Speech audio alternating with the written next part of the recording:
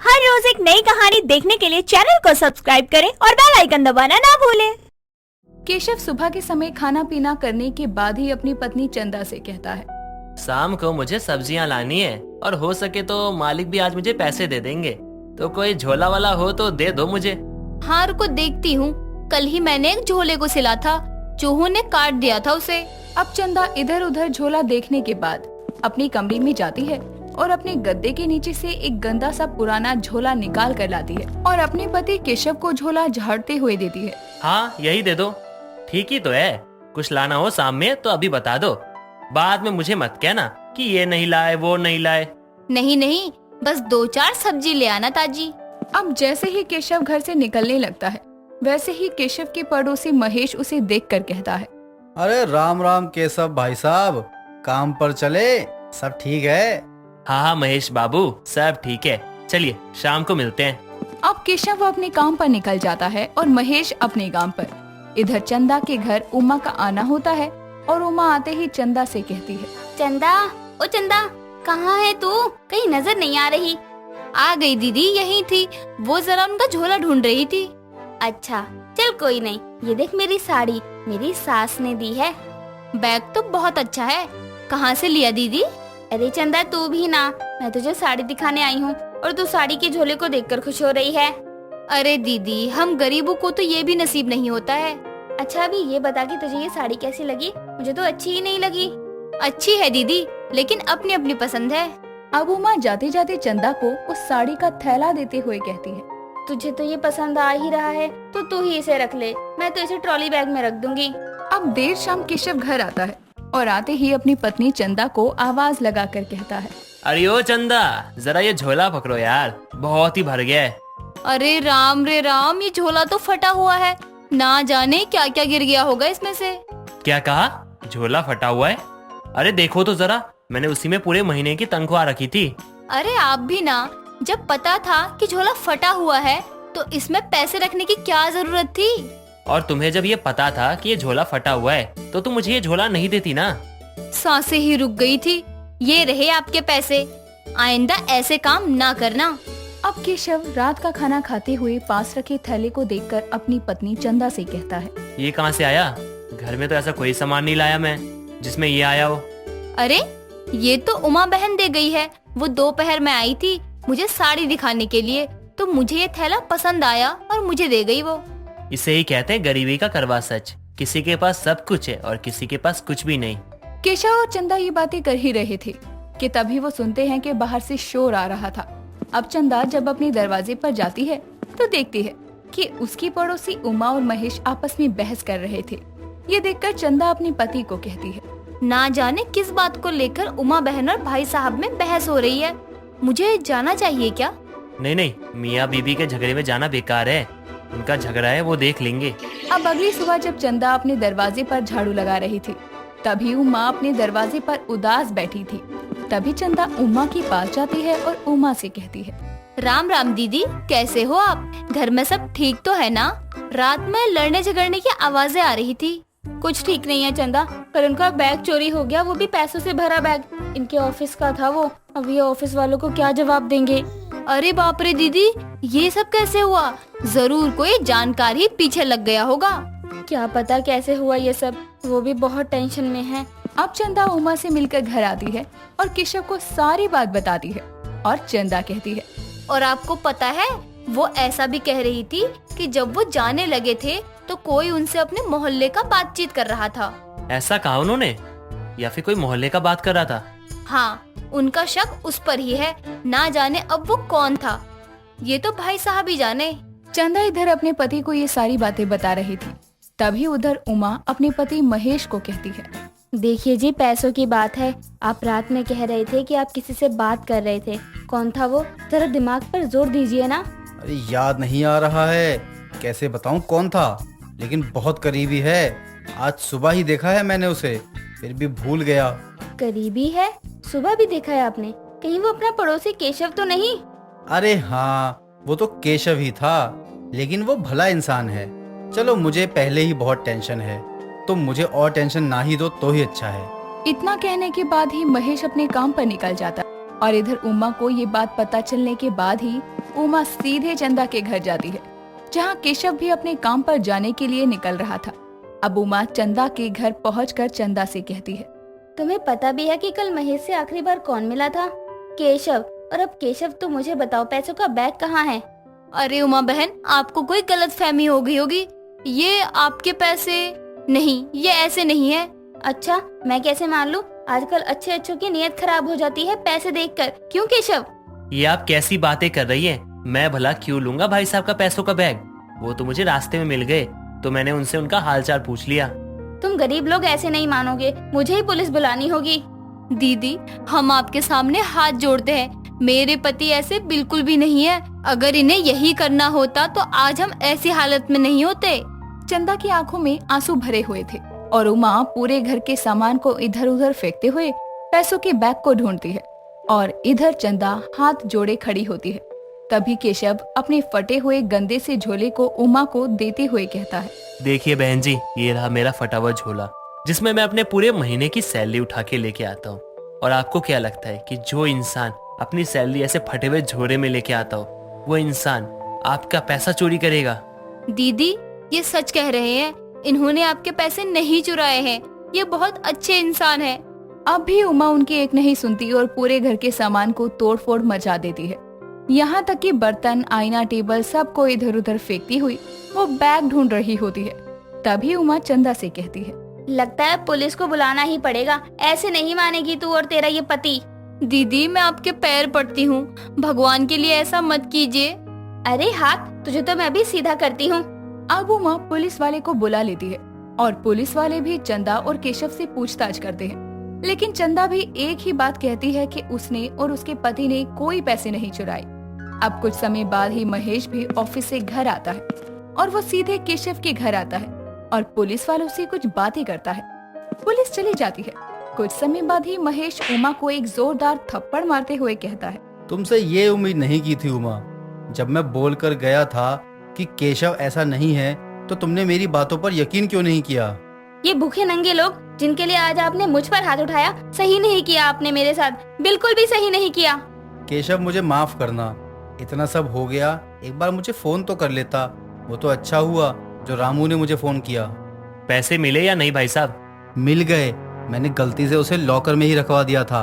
मुझे माफ करना। अब ये सुनकर उमा हैरान रह जाती है और अपने किए पर बहुत पछताती है। और इधर चंदा का सारा घर का सामान टूट फूट चुका था, लेकिन वो सिर्फ इतना हो जाने के बाद भी अपने फटे हुए झोले को लिए सिर्फ एक ही बात कह रही थी कि उसने कुछ भी नहीं किया। शालिनी एक बहुत ही गरीब औरत थी जो पास्ते का ठेला लगाकर अपने घर की रोजी रोटी चलाया करती थी। वहीं दूसरी तरफ ठीक उसके सामने एक श्याम चाइनीज वैन वाला था जो शालिनी के पास्ते के ठेले से बहुत चिढ़ता था, क्योंकि शालिनी के गरीब पास्ते के ठेले पर लोगों की जितनी भीड़ लगती थी उसकी आधी भीड़ भी श्याम की चाइनीज वैन के आगे नहीं लगती थी, जिसके चलते वो हमेशा उसके पास्ते के ठेले को हटाने की कोशिश किया करता था। ऐसे ही एक दिन सुबह के समय शालिनी अपने पास्ते का ठेला लेकर अपनी जगह पर पहुंचती है, जहां वो शाम को कुछ लोगों को इकट्ठा करके बात करते हुए सुनती है।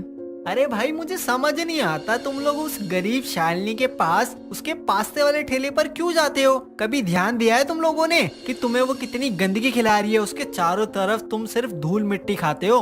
भाई ऐसा तो नहीं है, शालिनी बहन बहुत साफ सफाई रखती है और उनके पास्ता में स्वाद भी होता है। गरीब है तो क्या हुआ, अपनी मेहनत से कमाती है ना, तुम क्यों उनसे इतना चिढ़ते हो? रघु और श्याम की सारी बात सुनने के बाद वो उनके पास जाती है और कहती है, श्याम भाई, मेरे और मेरे गरीब पास्ते के ठेले की बुराई हो गई हो तो जाकर अपना काम धंधा देख लो, सुबह का समय है। शालिनी, तुझे घर जाने की क्या जरूरत है? तू अपना बिस्तर यहीं लगा लिया करना और यहीं सो जाया कर और सुबह उठकर यहीं पास्ता बनाना शुरू कर दिया कर। क्या हुआ श्याम भैया, आज सुबह से मेरे पीछे लग गए हो? पहले लोगों से बुराई, अब मुझ पे गुस्सा। लगता है अभी तक आपकी बोनी नहीं हुई है। बोनी होगी भी कैसे? जब तक तेरा पास्ते का ठेला मेरी चाइनीज वैन के आगे लगा रहेगा तब तक कुछ नहीं होने वाला। श्याम भाई, आपको मेरे गरीब पास्ते के ठेले से क्या परेशानी है? जब देखो आप इसे हटाने की बात करते रहते हैं। हाँ, है मुझे तेरे पास्ते के ठेले से परेशानी, क्योंकि इसकी वजह से मेरी रोजी रोटी दिक्कत में आ रही है। अरे भैया, मुझ गरीब ने आपका क्या बिगाड़ा है? सुबह सुबह मुझसे लड़िए मत, जाइए मुझे काम करने दीजिए, मेरे ग्राहक आते होंगे। वही तो मैं भी सोचता रहता हूँ कि तू अपने पास्ते में ऐसा क्या मिलाती है जो तेरे ठेले पर इतनी भीड़ लगी रहती है। क्या है तेरे पास्ते में ऐसा जो लोग तेरे पास्ते के ठेले के आगे मेरी चाइनीज वैन को देखते तक नहीं है, बल्कि तुझ गरीब के पास तो ठीक से सामान तक नहीं होगा अच्छा पास्ता बनाने के लिए। साथ ही तू सिर्फ एक ही तरह का पास्ता बनाती है और मैं कई तरह की चाइनीज बनाता हूँ, फिर भी इतनी भीड़ नहीं लगती। ये बात तो आपको भैया लोगों से पूछनी चाहिए ना, आप मुझसे क्यों पूछ रहे हैं? मैं किसी को जबरदस्ती नहीं बुलाती हूँ। बहुत शौक लग रहा है ना तुझे मेरे साथ कंपटीशन करने में, तुझे तो मैं आज ही मजा चखाऊंगा। श्याम अपने मन में इतना कहकर वहाँ से चला जाता है और अपनी चाइनीज वैन के पास जाकर अपने कामों में लग जाता है। श्याम और शालिनी दोनों अपने अपने कामों में लगे होते हैं कि तभी अचानक सड़क पर चल रही तेज रफ्तार गाड़ी एक बुजुर्ग महिला को मारकर चली जाती है, जिसे देखकर आसपास के लोग जोर जोर से शोर मचाने लगते हैं, जिसकी आवाज सुन के शालिनी भी भागकर उस महिला के पास जाती है, जिसका फायदा उठाकर श्याम उसके बनाए हुए पास्ते में बहुत सारा नमक डालकर खुद भी उस भीड़ में शामिल हो जाता है। तभी शालिनी उस महिला को उठाकर अपने ठेले के पास ले जाकर बिठा देती है और उसे पानी देते हुए कहती है, माताजी आप ये पानी पी लीजिए, हो सकता है आपको गर्मी की वजह से चक्कर आ गए हों। हाँ बेटी, तू सही कह रही है, मुझे बहुत जोर से प्यास लगी थी, कब से पानी ढूंढ रही थी, मिला ही नहीं। भूख भी लगी है, 4 दिन से कुछ नहीं खाया, इसलिए चक्कर आ गया मुझे। कोई नहीं माताजी, आप ये पानी पी लीजिए और ये पास्ता खा लीजिए, थोड़ा सा आपको अच्छा लगेगा। लेकिन बेटी मेरे पास तुझे इस खाने के बदले देने के लिए पैसे नहीं है, इसलिए मैं ये खाना नहीं खा सकती हूँ। कोई बात नहीं माताजी, मुझे आपसे इस खाने के कोई पैसे नहीं चाहिए। मेरे गरीब ठेले के खाने से अगर किसी गरीब का पेट भर जाए, उससे अच्छा मेरे लिए और क्या हो सकता है। आप ये पास्ता खा लीजिए। शालिनी के कहने पर वो बुजुर्ग औरत उसका दिया हुआ पास्ते का पहला निवाला जैसे ही मुंह में डालती है, तभी उसे तेज नमक का पता चल जाता है, लेकिन वो शालिनी को बिना कुछ जाहिर किए चुपचाप सारा पास्ता खा लेती है। तभी अचानक शालिनी को याद आता है कि वो अपना फोन घर पर भूल आई है, जिस पर वो उस बुजुर्ग औरत से कहती है, माताजी अगर आपको देर ना हो रही हो तो क्या आप थोड़ी देर मेरे ठेले को देख लेंगी? बस मैं अभी घर से अपना फोन लेकर आती हूँ। मेरी बेटी फोन कर रही होगी, उठाऊंगी नहीं तो परेशान हो जाएगी। हाँ बेटी, जाओ तुम ले आओ अपना फोन, मुझे कोई देर नहीं हो रही है, जब तुम आओगी तभी मैं जाऊंगी। धन्यवाद माताजी, बस अभी आती हूँ मैं। शालिनी इतना कहकर वहाँ से चली जाती है, जिसके बाद वो बुजुर्ग औरत शालिनी के नमक से भरे हुए पास्ते को और पास्ता और मसाला डालकर ठीक कर देती है। थोड़ी देर बाद शालिनी वापस आती है और अपने काम में लग जाती है। तभी वहीं दूसरी तरफ श्याम अपने काम से फ्री होकर जैसे ही शालिनी के ठेले पर नजर डालता है, तो उसके ठेले पर लोगों की भीड़ देखकर कहता है, ये क्या है, अभी भी लोग इसके ठेले पर नंबर लगाकर खड़े हैं। या तो लोग पागल हो गए हैं या तो मैं, जिन्हें नमक भरा पास्ता खाने में इतना स्वाद आ रहा है, उसे खाने के लिए इतनी भीड़ लगाकर खड़े हैं। ये सब देखकर श्याम अपने आप में बड़बड़ा ही रहा होता है कि तभी वो बुजुर्ग औरत नमक का डब्बा लेकर उसके पास आती है और उसे नमक का डब्बा देते हुए कहती है, बेटा जो तू खेल खेल रहा है ना, वो मैं बहुत पहले ही खेल कर छोड़ चुकी हूँ। ये ले अपने नमक का डिब्बा, जो तू उस बेचारी लड़की के पास्ते में मिलाकर वहीं छोड़ आया था, जिस पर तेरी चाइनीज वैन का नाम लिखा था। तभी मैं समझ गई थी। और रही बात लोगों के भीड़ की, तो मैंने उसके पास्ते का नमक ठीक कर दिया था, इसलिए वहाँ भीड़ है। अरे माताजी, आपको मेरे और उसके बीच में आने की क्या जरूरत है? दयावान बनकर मेरा सारा खेल खराब कर दिया। जाइए आप यहाँ से। जा ही रही हूँ मैं, लेकिन इतना याद रखना, जो दूसरों के साथ गलत करने की सोचते हैं, उनके साथ भी कुछ ज्यादा अच्छा नहीं होता है। इतना कहकर वो बुजुर्ग औरत वहाँ से चली जाती है और श्याम भी जाकर अपने कामों में लग जाता है। ऐसे ही कुछ समय बीतता है। तभी एक रोज दोपहर के समय काम से थककर श्याम अपने वैन से निकलकर उसके बगल में पड़ी बेंच पर लेट जाता है। तभी वहाँ 2 चोर औरतें खाने का सामान लेने के बहाने श्याम की वैन के पास आती हैं। तभी उनकी नजर वैन में रखे गल्ले पर जाती है और वैन में किसी को ना देखकर जैसे ही वो गल्ले को उठाकर भागने की कोशिश करती हैं, तभी जाकर शालिनी से टकरा जाती हैं और पैसों का गल्ला उनके हाथ से नीचे छूट जाता है, जिसे देखते ही शालिनी जोर जोर से चिल्लाने लगती है, जिससे डरकर वो दोनों चोरनी वहाँ से भाग जाती हैं और उसकी आवाज से लोगों की भीड़ जमा हो जाती है। तभी श्याम की आंख खुल जाती है और अपने पैसों के गल्ले को जमीन पर पड़ा देखकर वो घबरा जाता है। तभी उस भीड़ में से एक रघु नाम का आदमी कहता है, भाई आज ना तेरी सारी कमाई ना एक झटके में चली जाती अगर शालिनी बहन ने उन दोनों चोरनियों को पकड़ा नहीं होता तो। मतलब मैं कुछ समझा नहीं।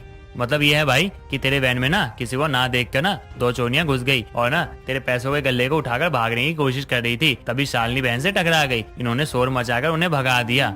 ये चाहती तो चुप रहती क्योंकि तू तो हमेशा इनसे लड़ता रहता है, लेकिन फिर भी इन्होंने तेरी मेहनत की कमाई को बचा लिया।